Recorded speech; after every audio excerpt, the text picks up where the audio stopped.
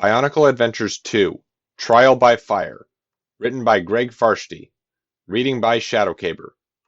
Chapter 9. Vakama, Anawa, Nuri, and Akmu were the first to make it back to the Great Temple.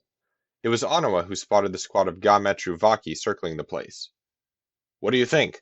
Could Nokama and Matau be in trouble?" asked Vakama. Anawa shook his head. "If they had taken two Toa Metru in, the Vaki wouldn't still be here. I'm guessing our friends slipped away and the Vaki are searching the area for them. And the other Toa Metru could walk right into their claws. We have to lure them away from here. But what would make Vaki pass up the chance to capture two powerful strangers who appeared in their Metru?" "How about 6?" said Anawa, smiling. "Did I mention this was a bad idea?" asked Nuri, trying not to tremble. "At least 8 times, answered Anawa. "It's simple. Just run up to the Vaki and say what we told you." "Why would they listen to a Tamatoran? This is Ga-Metru." "Nuri, if a Rahi with a slime trail came up to them and told them where to find us, they would listen," said Anawa. "Don't worry. We'd send Akmu, but bad things tend to happen whenever he's out of my sight." "Remember, this isn't just about us," said Vakama. "It's for the sake of the whole city." The Tamatoran shrugged. "Yeah, so you keep saying." Nuri dashed out into the avenue and ran straight for the great temple. The Vaki immediately flew down and surrounded him. The Toa could not hear what the Matoran was saying, but if he stuck to the script, he was claiming to have seen 6 strangers on the other side of the Metru. They were keeping Matoran from doing their work and generally causing trouble. As Anawa had expected, that was all the Vaki needed to hear. The Bordok transformed from bipeds to 4-legged creatures, their tools now serving as their front legs. Then they flew off in the direction Nuri had pointed. As soon as they were gone, the Tamatoran sank to his knees. Vakama ran over to him. "Good job, Nuri." "You owe me one," said Nuri. "You all owe me one." "Let's hope the city survives long enough for you to collect." Vakama turned at the familiar voice.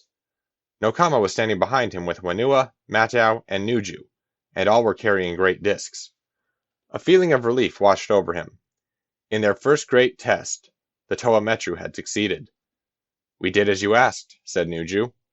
"We found the great discs," added Matau. "Now what?" "Tell us how to save the city," said Whenua. Well," Vakama began. His visions had only shown that the great discs were needed to stop the destruction of Metru. The how of it had never been revealed. "Come on, Fire Spitter.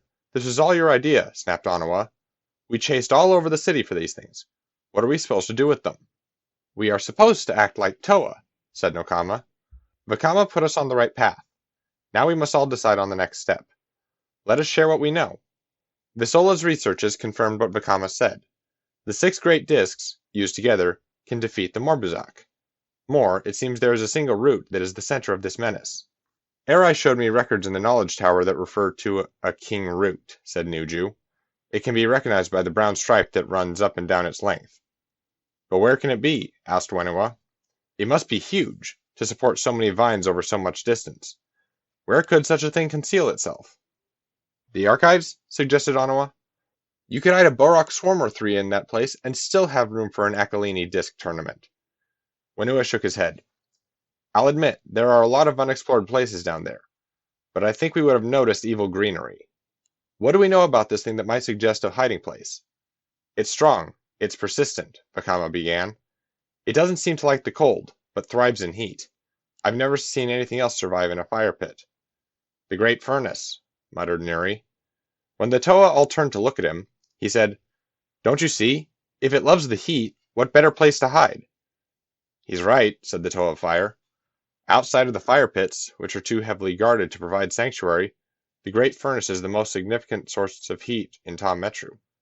If it's driven Matoran away from the area, the Morbuzak king root could easily conceal itself there." "Then our course of action is clear," said Nokama. "If there's a chance the root of this menace is in the great furnace, then it is to the great furnace we shall go, and Vakama will lead us." "Is that so, Knowing-wise?" asked Matau. "What makes him any better than the rest?" Nokama started to answer, but Vakama cut her off.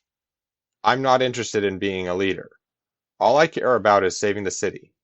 Ta Metru is my home, and I know it better than any of you, so maybe Nokama's right in saying I should be in charge. After we defeat the Morbuzak, you can all do as you like." "Too much talking," said Nuju. Not enough doing. Let's get this over with. Any special reason for your hurry? Asked Onawa. I hate plants, answered Nuju as he walked away. Over their strong objections, the Matorn were going along on the journey to Ta-Metru. Matau had joked that their job would be to keep the King Root busy while the Toa waited for the right moment. He assured them that the moment would surely come while at least a few of them were still on their feet. It took Nokama some time to calm them down after that, and she firmly asked Matau to please keep his jokes to himself. They were traveling along back paths through the city. By now, the Vaki and all 6 Metru had been stirred up and would be watching the shoots. Wenua commented that it was too bad they couldn't change back to Matoran at will, if only to be able to sneak around more effectively. You can go back to being Matoran if you want, Matau had replied.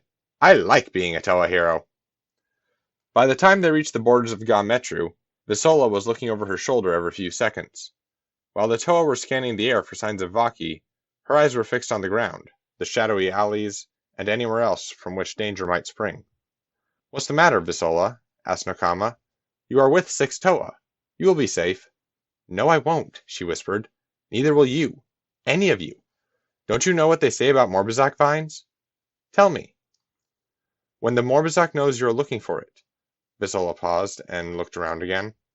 Then in a whisper so soft Nokama could barely hear, she said, It comes looking for you. End of chapter 9.